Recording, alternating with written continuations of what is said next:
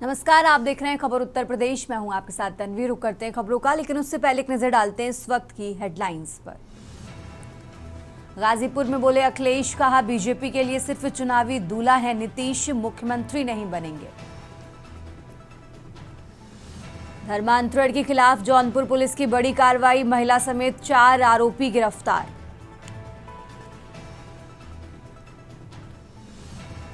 Baspa supremo Mayawati का सपा के मुस्लिम vote bank में सेंधमारी की तैयारी, 18 मंडलों में संयोजक के जरिए मुस्लिम मतदाताओं में पैठ बनाएगी पार्टी। लखनऊ के पारा थाना क्षेत्र में 2 पक्षों के बीच मारपीट, बेखौफ दबंगों ने महिलाओं से की अभद्रता। बहराइच चुनाव हादसे में महिला की मौत, 13 नाव सवार तैरकर जान बचाने में रहे कामयाब।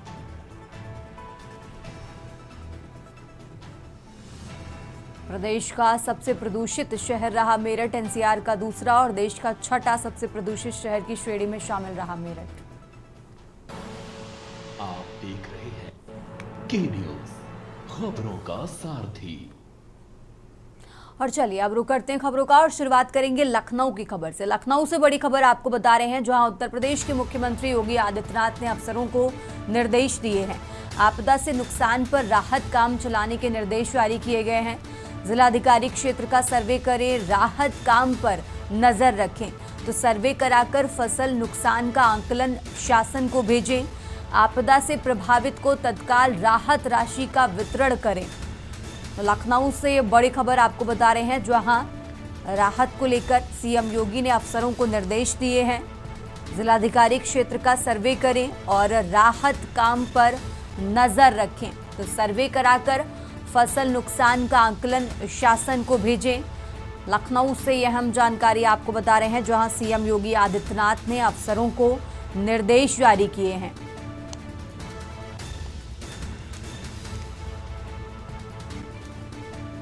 तो आपदा से नुकसान पर राहत काम चलाने के निर्देश जारी किए गए हैं। जिलाधिकारी क्षेत्र का सर्वे करें, राहत काम पर नजर रखें। सीएम योगी ने अफसरों को ये निर्देश जारी किए हैं। आपदा से प्रभावितों को तत्काल राहत राशि का वितरण करें।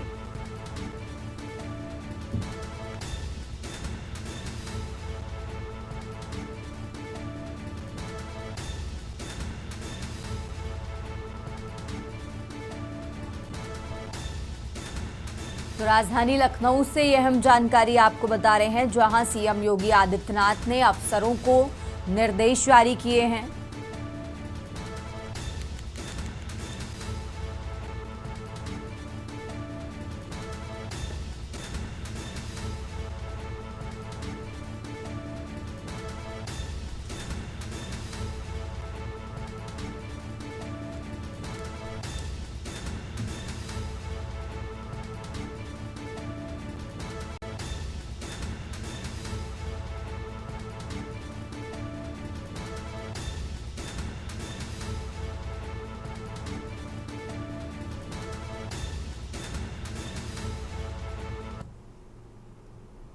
आगे बढ़ते हैं खबरों में। खबर लखनऊ से है, जहां एक भारत आत्मनिर्भर भारत रन फॉर यूनिटी के शुभारंभ मुख्यमंत्री योगी आदित्यनाथ अब कार्यक्रम में शामिल होंगे। आपको बता दें, सुबह 8 बजे सरदार वल्लभ भाई पटेल पार्क में ये कार्यक्रम होगा और इसके बाद बिहार के बाद सीएम योगी का वाराणसी दौरा प्रस्तावित है। तो उपराष्ट्रपति सीएम नाथकोट क्षेत्र की धर्मशाला में उद्घाटन करेंगे। तो लखनऊ से यह अहम जानकारी आपको बता रहे हैं। 8 बजे का समय जब सरदार वल्लभ भाई पटेल पार्क में कार्यक्रम होगा और इस कार्यक्रम में शामिल होंगे सीएम योगी, और बिहार के बाद सीएम योगी का वाराणसी दौरा प्रस्तावित है। तो उपराष्ट्रपति सीएम नाथकोट क्षेत्र की धर्मशाला का उद्घाटन करेंगे।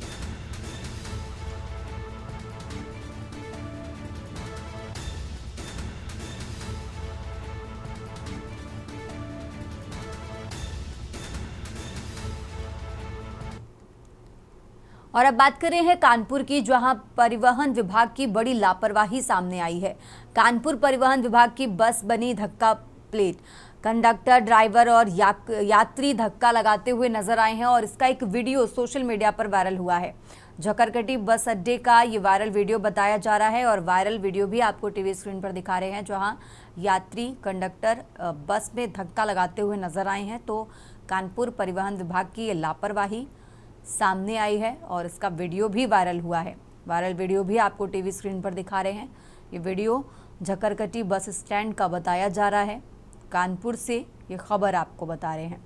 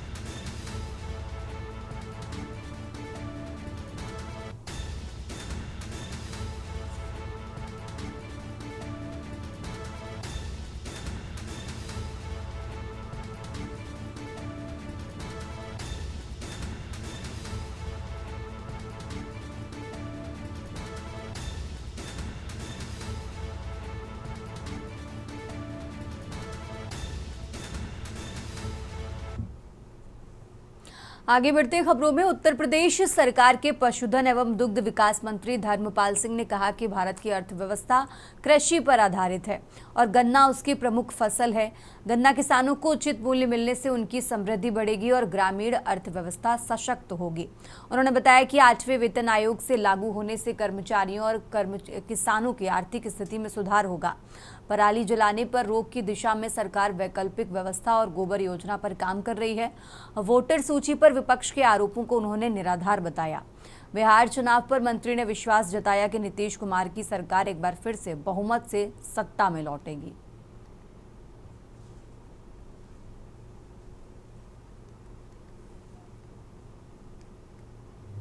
उत्तर प्रदेश में योगी सरकार के माध्यम से बेहतर स्वास्थ्य, बेहतर शिक्षा और बेहतर कानून व्यवस्था, इससे अच्छा कुछ हो ही नहीं सकता। आज कानून व्यवस्था उत्तर प्रदेश की देश के और दूसरे प्रदेशों के लोग अनुकरण कर रहे हैं, जनता मांग कर रही है। जैसे देश के प्रधानमंत्री मोदी जी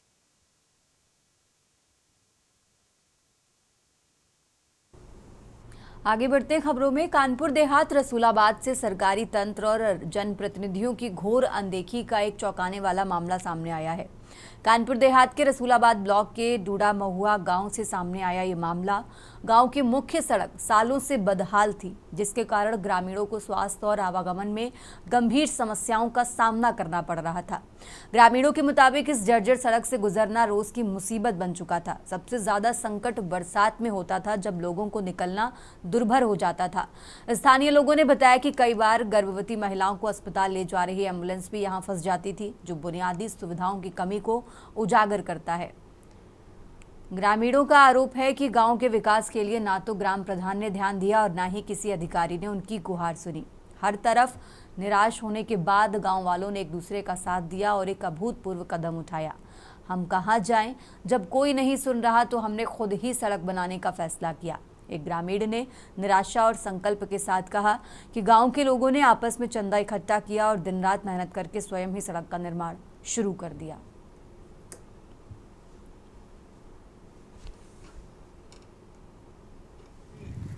काफ़ी जटिल समस्याएं हैं गांव में। रोड, ये मेन सड़क जो है ये 20-25 साल से बनी थी, तब से बनी नहीं दोबारा। तो 30-35 साल हो गए होंगे लगभग। आपने इस समय जो रामनाथ कोविंद के द्वारा बनाई गई थी, तब से इसका कोई ना मरम्मत हुई। हम लोगों ने काफ़ी प्रयास किया। हमारे गांव में ना सांसद ना विधायक किसी ने आज तक रोड नहीं बनवाया है। अच्छा। और कोई माता बहने अगर डिलीवरी खाए वो गाँव रास्ते में डिलीवरी हो जाए, इतनी परेशानी झेलनी पड़ रही है। तो हम लोगों ने ये प्रयास किया है कि गांव में चंदा करके रोड बनवाएंगे। गांव में बहुत ज़्यादा समस्या है। चुनाव के टाइम नेता लोग आते हैं, वो कह देते हैं रोड बनवाएंगे, लेकिन उसके बाद कोई 5 साल दिखाई नहीं देता है। अच्छा। 25-26 साल से लगभग रोड ऐसी चल रही है। तो क्या फैसला लिया आप लोगों ने? फैसला क्या, हम लोगों ने अपने गाँव का चंदा इकट्ठा किया, उसी से कार्यक्रम करा रहे हैं। ये रोड बनवा रहे हैं। आगे बढ़ते हैं खबरों में। लखनऊ नगर निगम में कार्यकारिणी की बैठक हुई। एक बार फिर प्रशासन की लापरवाही के चलते बिना किसी ठोस निर्णय के समाप्त हो गई। मेयर सुषमा ने प्रेस कॉन्फ्रेंस में कहा कि 2 वर्षों से पारित फैसलों का अनुपालन नहीं हुआ है, जिससे जनता का धन और जनप्रतिनिधियों का समय व्यर्थ गया। महापौर ने साफ तौर पर कहा कि जब तक पूर्व नियमों का अनुपालन नहीं होगा तब तक अगली कार्यकारिणी बैठक नहीं बुलाई जाएगी। उन्होंने प्रशासन से अनुपालन की समय सीमा स्पष्ट करने के निर्देश भी जारी किए हैं।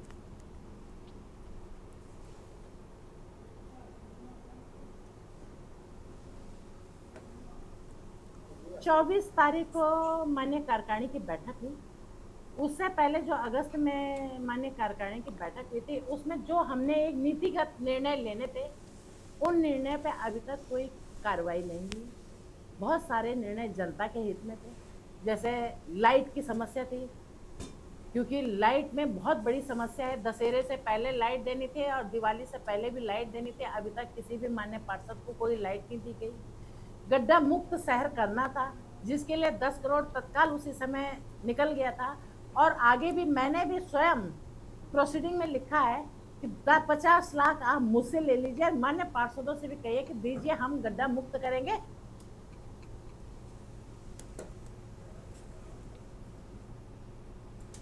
और अब खबर देवरिया से है, जहां प्रदेश सरकार के गन्ना मूल्य में बढ़ोतरी के फैसले से किसानों में उत्साह का माहौल है। इसी क्रम में भाजपा किसान मोर्चा ने भाजपा जिलाध्यक्ष व किसान मोर्चा जिलाध्यक्ष पवन मिश्र ने प्रेस कॉन्फ्रेंस कर मुख्यमंत्री योगी आदित्यनाथ का गन्ना किसानों के हित में लिए गए इस ऐतिहासिक फैसले के लिए धन्यवाद दिया। इस दौरान भाजपा जिलाध्यक्ष भूपेंद्र सिंह ने कहा कि प्रदेश सरकार लगातार किसानों की आय दोगुनी करने की दिशा में ठोस कदम उठा रही है। गन्ने के मूल्य में की गई वृद्धि से प्रदेश के लाखों गन्ना किसानों को सीधा आर्थिक लाभ मिलेगा। जिलाध्यक्ष ने बताया कि सरकार का ये फैसला न केवल किसानों के हित में है, बल्कि ये उनके परिश्रम और अधिकार की सच्ची पहचान भी है। आगे उन्होंने कहा कि मुख्यमंत्री योगी आदित्यनाथ की सरकार ने सदैव किसान हितों को सर्वोपरि रखा है। गन्ना मूल्य में वृद्धि का ये फैसला प्रदेश सरकार की किसान समर्पित नीतियों का परिणाम है, जिससे ग्रामीण अर्थव्यवस्था को भी सशक्त आधार मिलेगा।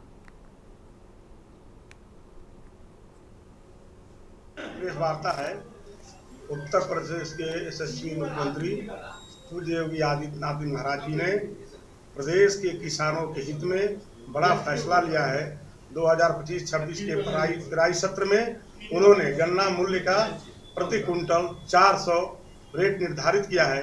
इसलिए आज इस प्रेस वार्ता में मैं उत्तर प्रदेश के मुख्यमंत्री और देश के प्रधानमंत्री नरेंद्र भाई मोदी जी के सपने को साकार करने वाली है, साकार जो कहती है वह करती है।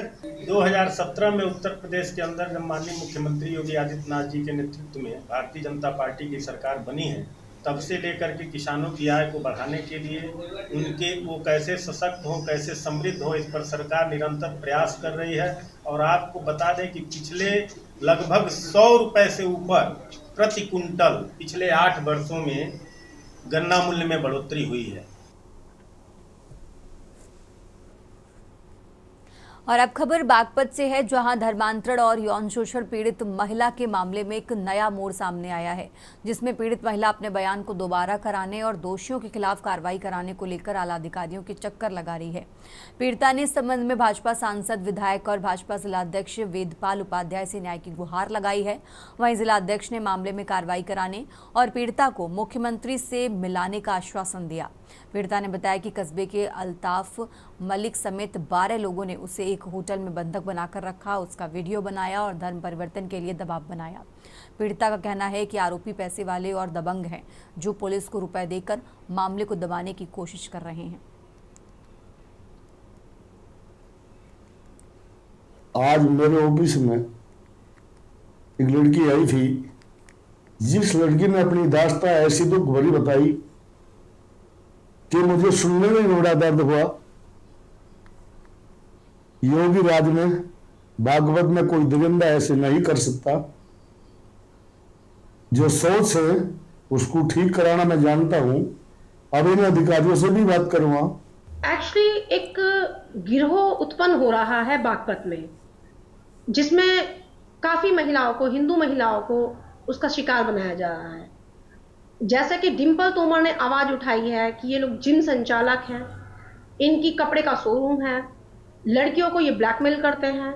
जहां पे लड़कियां चेंजिंग रूम में जाती हैं, कपड़े चेंज कर लेती हैं, वहां कैमरे लगाए जाते हैं, कैमरे से वीडियो शूट होती है, फिर उन लड़कियों को दबाव बनाया जाता है कि हम इसको सोशल मीडिया पर डाल देंगे या तुम्हारे घर वालों को बता देंगे। उसके चक्कर में लड़कियां इनके जाल में फंस जाती हैं।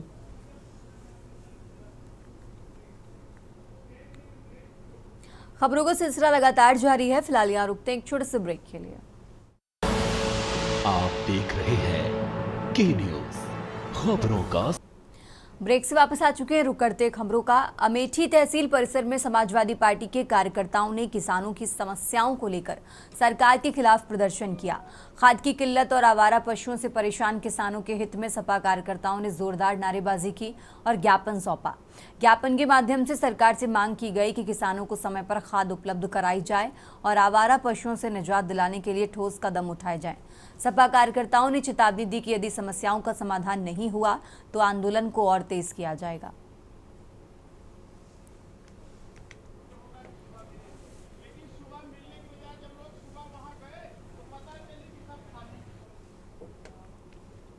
और अब खबर गाजीपुर से है, जहां समाजवादी पार्टी के राष्ट्रीय अध्यक्ष अखिलेश यादव गाजीपुर के सैदपुर विधायक अंकित भारती की शादी के बाद वर वधू को आशीर्वाद देने के लिए पहुंचे थे।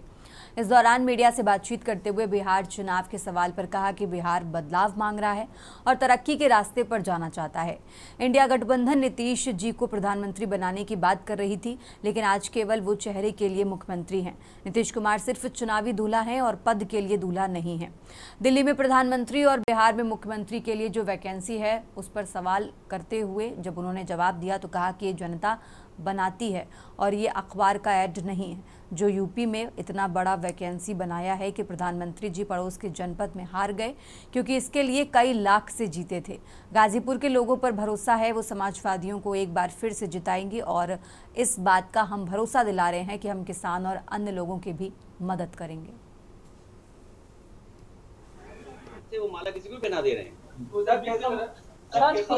तो माला जो पहनाने का है दूल्हे को पहनाई जाती है माला, और रिमोट नहीं। ये रिमोट की बात ही नहीं है। 100% आप भी जानते हो, ये जितने चैनल हैं, जागरूक लोग सब जानते हैं कि नीतीश जी को केवल चुनावी मुख्यमंत्री बनाया हुआ है, चुनावी चेहरा है वो। चुनाव के बाद वो चेहरा नहीं होंगे, कोई नया बैठाया जाएगा। मैं कह रहा हूँ तेजस्वी मुख्यमंत्री बनने जा रहे हैं। हम सब लोग उनके समर्थन में, और न केवल समर्थन है, सरकार चलाने में जो कुछ हम लोग सहयोग कर सकते हैं उनको रास्ता दिखाने के लिए, उनकी मदद करने के लिए हम लोग तैयार हैं। बीजेपी का झगड़ा लगाने की आदत है। कभी हिंदू मुस्लिम भाइयों में झगड़ा कराएंगे, सभी धर्मों में झगड़ा कराते हैं, और सुनिए ऐसा झगड़ा लगाते हैं कि अपने इंजन भी टकरा रहे हैं उनके।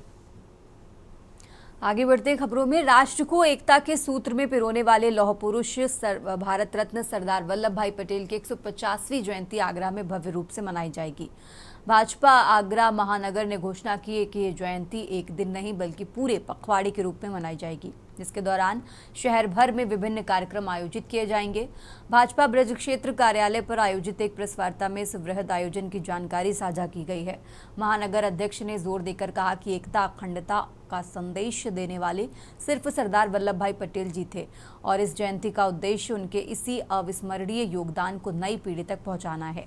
इन आयोजनों का मुख्य आकर्षण रन फॉर यूनिटी होगा। इस दौड़ में सैकड़ों युवा भाग लेंगे जो राष्ट्रीय एकता और अखंडता के संदेश को आगे बढ़ाएंगे। भारतवर्ष के लौह पुरुष सरदार वल्लभ भाई पटेल जी की 150वीं जयंती के उपलक्ष्य में भारतीय जनता पार्टी उनकी जयंती को एक पखवाड़ा अभियान के रूप में मना रही है। इसी के निमित्त कल 31 अक्टूबर को आगरा की इस पावन धरा पर सुबह 7 बजे रन फॉर यूनिटी को लेकर भारतीय जनता पार्टी आगरा महानगर से सरदार वल्लभ भाई पटेल जी की प्रतिमा कोठी मीना बाजार के सामने से प्रारंभ होकर यह रन फॉर यूनिटी पचकुइयां चौराहे से होती हुई तहसील से और तहसील से परेड ग्राउंड पर पहुंचकर वहां का पूरा चक्कर लगाकर यह वापस पुनः सरदार वल्लभ भाई पटेल जी की प्रतिमा पर पहुंचेगी।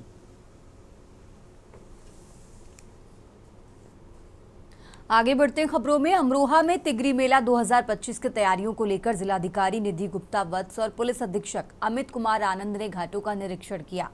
दोनों अधिकारियों ने नाव में घाटों की सुरक्षा, साफ सफाई और प्रकाश व्यवस्था का जायजा लिया।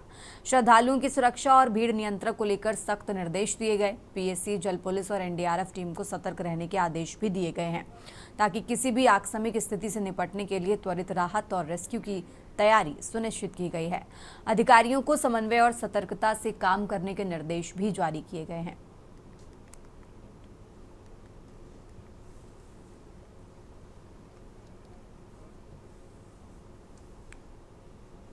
और अब खबर एटा से है, जहां आवागढ़ पुलिस ने कुछ दिन पहले हुई नाबालिग की हत्या का खुलासा करते हुए 2 आरोपियों को गिरफ्तार किया है। गिरफ्तार आरोपियों में संजय पुत्र नेपाल और शिशुपाल पुत्र श्रीकृष्ण शामिल हैं। पुलिस ने घटना में प्रयुक्त हीरो HF डिलक्स बाइक भी बरामद कर ली है। ये कार्रवाई एसएसपी श्याम नारायण सिंह के निर्देशन में एएसपी और क्षेत्राधिकारी जलेसर के पर्यवेक्षक तथा प्रभारी निरीक्षक आवागढ़ की टीम द्वारा की गई है।